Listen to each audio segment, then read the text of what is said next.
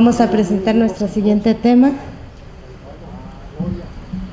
Bueno, pues le damos la bienvenida a Lina González, quien en esta tarde pues nos va a compartir el tema de Armatía. Vamos a darle un fuerte aplauso de bienvenida. Muchas gracias, Lina, por haber aceptado la invitación y compartirnos todo lo que el Señor te ha dado. Vamos todos a ponernos de pie. Extendemos todos nuestra mano derecha hacia ella y con sus propias palabras le pedimos al Espíritu Santo que venga en esta tarde a nuestra hermana Lina para que la tome como su instrumento de amor, su instrumento de paz, como instrumento de salvación para todo aquel que escuche las palabras que a través de ella nuestro Señor va a transmitir. Te pedimos, Espíritu Santo, que derrames abundantes bendiciones en su familia, en su persona, y que si es tu voluntad le concedas los anhelos más profundos de su corazón. Todo esto lo dejamos consagrado en el nombre del Padre, del Hijo y del Espíritu Santo. Amén. Gloria a Dios. Bienvenida, gracias. Gloria a Dios, hermanos. ¿Están cansados? ¿Acalorados? No le hace. Con que estemos acalorados, pero que podamos estar aquí conectados. Miren, a la vuelta de su hojita, vamos a empezar haciendo eso para que se me despejen un poquito. A la vuelta de su bolsita, ahí tienen, levanten su bolsita, ¿sí la tienen? Muy bien. Por un lado pusieron esencia y accidente, ¿verdad? Ahora, por el otro lado, ahí póngale como título tema 2 si quieren. Y vamos a ponerle mis heridas. Mis heridas. Entonces van a poner un circulito como a la izquierda, una bolita así, y a la derecha van a poner varias cosas que les voy a ir dictando. Cada vez que yo les dicte una, le ponen una bolita a la izquierda, una bolita y lo que les digo, una bolita. ¿Sí me expliqué? Sí, gracias. Ok, ponen primero en sexualidad, o sea, mis heridas, bolita, en sexualidad. Abajo, en noviazgo, con su bolita a la izquierda, ¿verdad? En relaciones familiares. En mi autoaceptación. En autoestima. En amistad. Me quedan dos para que midan su espacio. En mi relación con Dios. Y por último, por mi pecado. El que se le perdieron, cópiele al compañero. ¿Ya? ¿Listo? La última, por mi pecado. ¿Vale?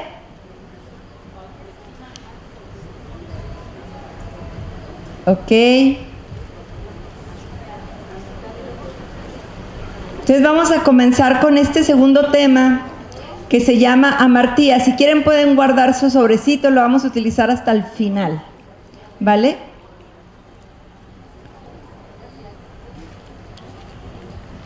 Y vamos a hablar del pecado. Amartía en griego significa pecado. ¿Listo? Con H es amartía. Ok. Entonces vamos a entender que el objetivo es que podamos entender cuál es la realidad que estamos viviendo ahorita en este momento en el mundo, que de alguna manera nos están arrastrando a caer en el pecado, ¿verdad? Vamos a ver un poquito de los antecedentes conectándolo con el tema anterior que nos dio León, ¿verdad? Que hay dos palabras claves del tema anterior. ¿Cuáles son esas dos palabras claves?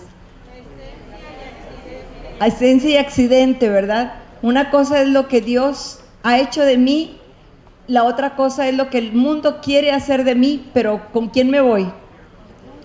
¿Con el que quiere hacer las cosas en mí o en el que me está golpeando a mí? ¿No? Vámonos con el Señor. Muy bien. Entonces, Dios tiene un plan, amados hermanos, para cada uno de nosotros, con esa esencia que nos puso de ser sus hijos, los talentos implícitos en nuestro ser. Él tenía un plan único con cada uno al crearnos. Pero este plan, el mundo, la carne, el diablo, todos hacen lo posible para que nosotros nos retiremos de este plan que el Señor tiene. Entonces, una y otra vez vas a ser tentado, vas a ser engañado se te van a disfrazar las cosas para que tú te confundas y te vayas lejos del plan original que Dios tenía para ti. Y bueno, en esta lucha de estos engaños es cuando nosotros venimos cayendo en el pecado, ¿cierto? De hecho, hay una ciencia que es la amarteología, que es el estudio, precisamente el estudio del pecado, de cómo el hombre llega a caer en el pecado, ¿no? Y cómo se va alejando del plan de Dios. Y es un estudio como que sistemático, teológico. ¿Y por qué existe esta ciencia? Pues existe precisamente porque hay algo que saber, algo que nosotros tenemos que conocer para poder evitar que siga sucediendo. Amén. Mi papá, me acuerdo cuando yo era niña, tenía un dicho que decía: el hombre es el único animal que cae 2 veces en el mismo pozo, ¿verdad? Los animales ya, si ven que se cayeron, si caminan por ahí, ya no pasan por ahí, pero nosotros ahí vamos, una y otra, y dices, ya no vuelvo a hacer esto, y ahí vas, ¿no? Y lo vuelves a hacer. Entonces, eso es lo que nos sucede cuando no nos hemos dado cuenta qué es lo que nos está originando, cuál es la raíz que me lleva a salirme del plan de Dios. Y amartía tiene otro significado en griego, no nada más significa pecado, también significa errar en el blanco. ¿Se acuerdan con esas circulitos que se llaman dianas, verdad? Esos circulitos que uno le tira al dardo y en el blanco, das en la más chiquita bolita del centro. Bueno, amartía significa errar al blanco. Es decir, el Señor puso un plan y fallé, ¿no? Fallé, no pude dar con el blanco que el Señor tenía planeado. Entonces, vamos primero a entender, de acuerdo a este estudio, ¿qué es el pecado? Cuando nosotros estamos en el curso de evangelización, todos los que estamos aquí ya hicimos el seminario de vida en el Espíritu, ¿verdad? Cuando nosotros estamos en el segundo tema del pecado, decimos, el pecado es, ¿quién se acuerda? Un no a Dios, ¿verdad? Un no a Dios. El pecado es un no a Dios. Le decimos a Dios que no. No me interesa lo que tú tengas que decirme a mí, yo lo voy a hacer de esta otra manera, ¿no? Es decirle no al Señor. Muy bien. Es también no hacer la voluntad de Dios y es también pensar lo contrario a la voluntad de Dios. Cuando yo no me interesa hacer, lo conozco a Dios, creo en Él, le he dicho que sí, lo voy a seguir, y ya cuando estamos en el camino, caminando, el Señor me dice, por allá no te vayas, eso no te lo comas, eso no lo intentes. Y entonces yo digo, mira, pues sí vamos caminando juntos y estoy contigo, pero dame chancita con esto, sí lo voy a hacer como yo digo. Es un no a lo que Dios nos está sugiriendo. Ese es el pecado. Entonces, nosotros, ¿qué necesitamos para no caer en ese pecado? Yo creo que lo primero que necesitaríamos es identificar de dónde viene el pecado. A mí me llegó muy fuerte una reflexión de una sierva de Dios, María Sima. Seguramente la mayoría de ustedes han escuchado hablar de ella. ¿Sí les suena? Escribió este libro de Sáquenos de aquí, ¿verdad?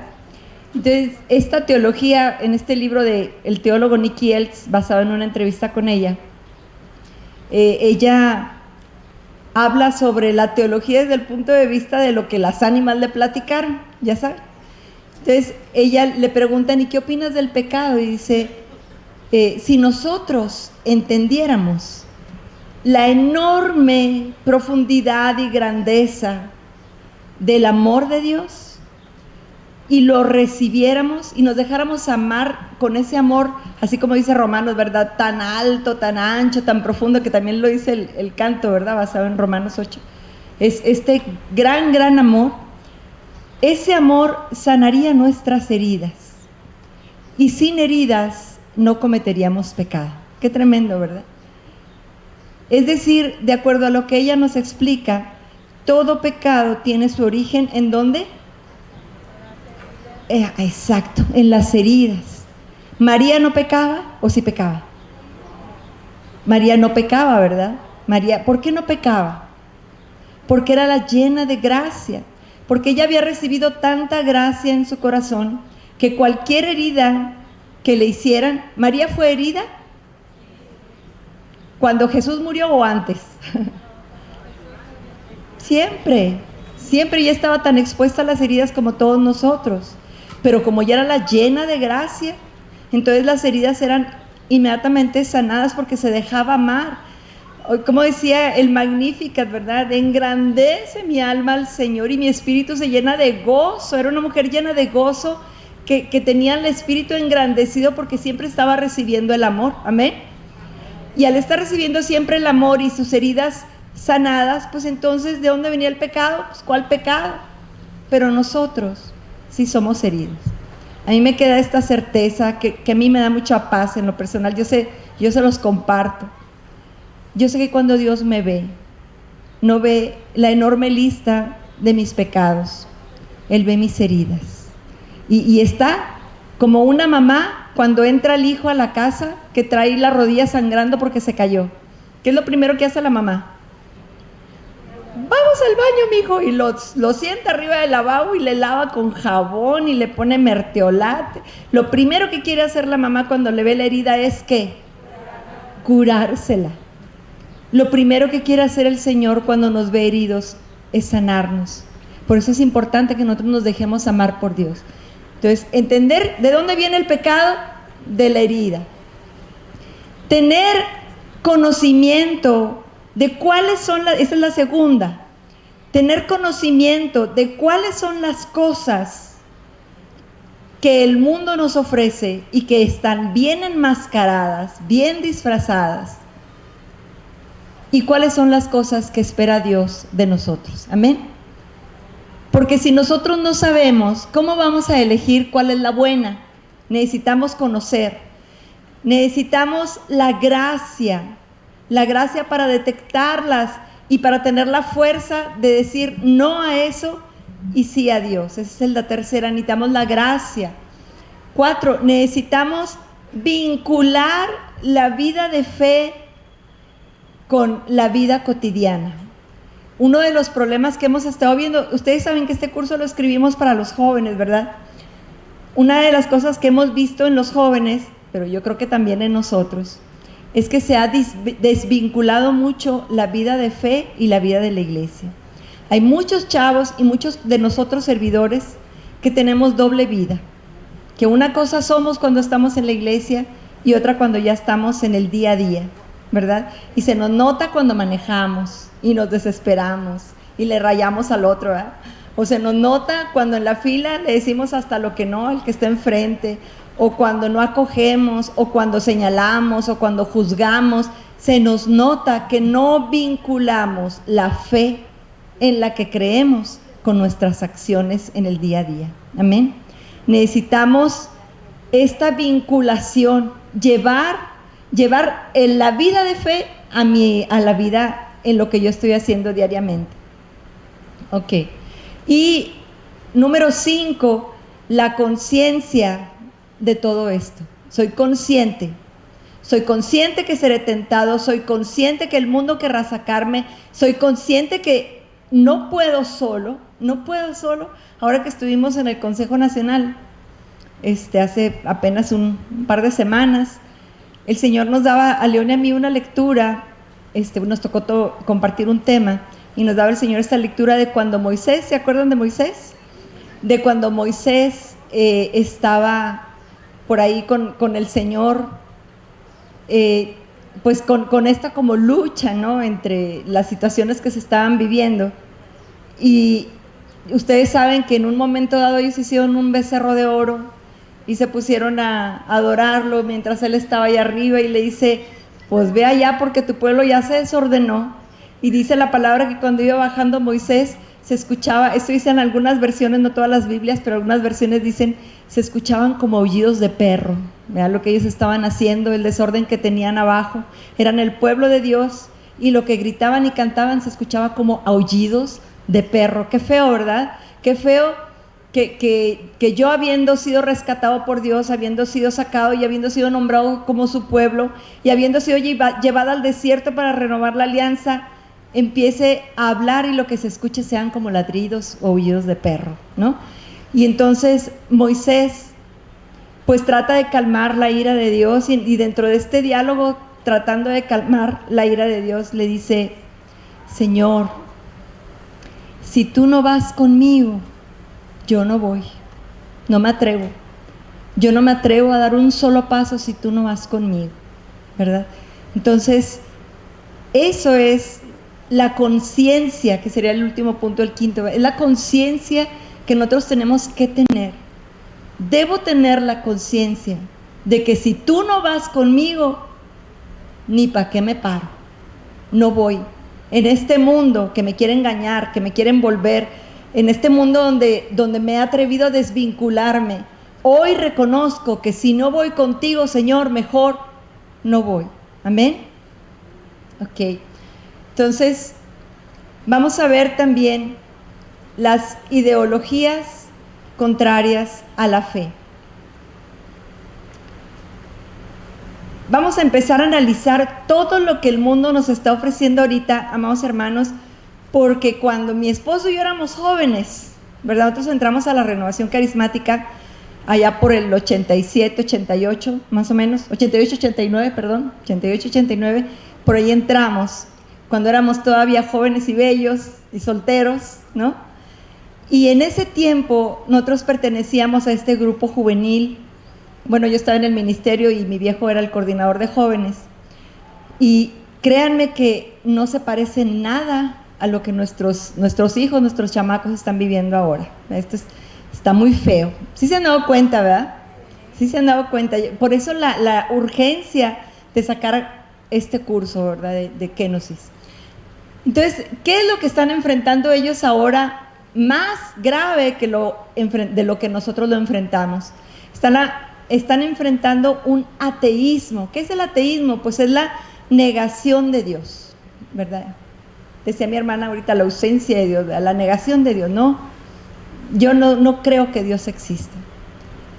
Estábamos viendo estadísticas a nivel mundial, y me refiero no solamente en todos los países, sino en todas las religiones, islam, musulmanes, de todas las religiones, católicos, anglicanos, episcopalianos, hermanos separados, todos. En una estadística global de todos los países y todas las religiones, 10% de las personas se fueron de sus religiones en la pandemia. 10%.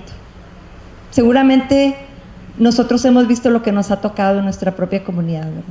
Entonces, ahorita es un tiempo fuerte de repesca, porque el ateísmo, la secularización nos está arrebatando a los hermanos. O sea, las redes del ateísmo, las redes del mundo son demasiado atractivas.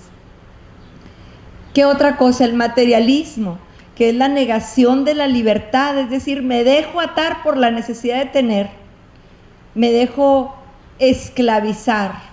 Un materialismo en el que es más importante el tener que la libertad. Las ideologías contrarias al plan de Dios son muchas, muchas. No me voy a poner a detenerme en cada ideología que estamos viviendo, pero yo estoy segura que aún sin pronunciarla, en su mente ya están pronunciando algunas, ¿cierto? ¿Sí? Son muchas ideologías y están disparando con todo lo que tienen, con agresividad, con violencia, con anticultura. Están disparando en las escuelas de nuestros hijos, están disparando en los medios de comunicación, en las películas de Walt Disney, ¿cierto? Están disparando con todo y a todo. ¿Y qué buscan? Buscan la desunión a toda costa, la separación a toda costa de la familia, de los hijos con los padres, de los padres con los hijos, de los hombres de las mujeres con las mujeres, de los hombres con los... O sea, buscan una desunión total. ¿Qué dice el dicho de los ejércitos en las guerras? Divide y vencerás. Eso no es una guerra contra la unidad, en todos los sentidos. Por eso cuando hemos empezado a hablar de la unidad de los cristianos, pega tan duro al enemigo, ¿verdad? Y vienen tantos ataques, porque todo lo que signifique unión, unidad, unidad en la familia, unidad en el matrimonio. Esto es duro, pega fuerte, ¿no? Entonces, vemos todas estas ideologías contrarias y vemos cómo sale a relucir desde el siglo pasado, desde por ahí de los años 60, 70, se escribió el Papa San Juan Pablo II, la teología del cuerpo. ¿Sí? ¿Les suena? ¿Sí? Y la teología del cuerpo no es otra cosa más que brindar un mapa de acuerdo a lo que tiene mi cuerpo, que me indica mi cuerpo, mi mente, mi espíritu, todo lo que soy yo ontológicamente, o sea, en todo el sentido de todo lo que yo soy, como así tal y como me creó Dios, me da un mapa de por dónde está el plan que Dios hizo para mí. Desde que me ven en mi plan, el Señor me muestra que soy mujer, ¿cierto? Y que mi viejo es hombre, ¿ves? Teología del cuerpo, ya por ahí sabe cuál es el norte del, ¿verdad? Ya sabe qué hacer y qué no hacer. Ya desde como yo tengo dispuestos mis genitales, sé como que para qué sirven. Gracias, Señor, porque sin mucha explicación entendí que por ahí pueda tener hijos, ¿verdad? Entonces, hay una clara seña de lo que Dios quería. Y si alguien empieza a confundirse, pues aquí está todo dicho, ¿no?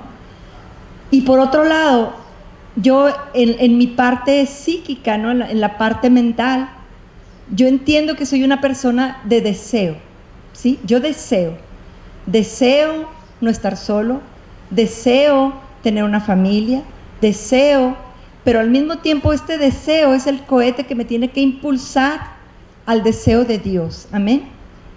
Porque luego yo escucho jóvenes que dicen, es que si Dios no quiere que tengamos sexo, ¿por qué puso el deseo en nuestro corazón?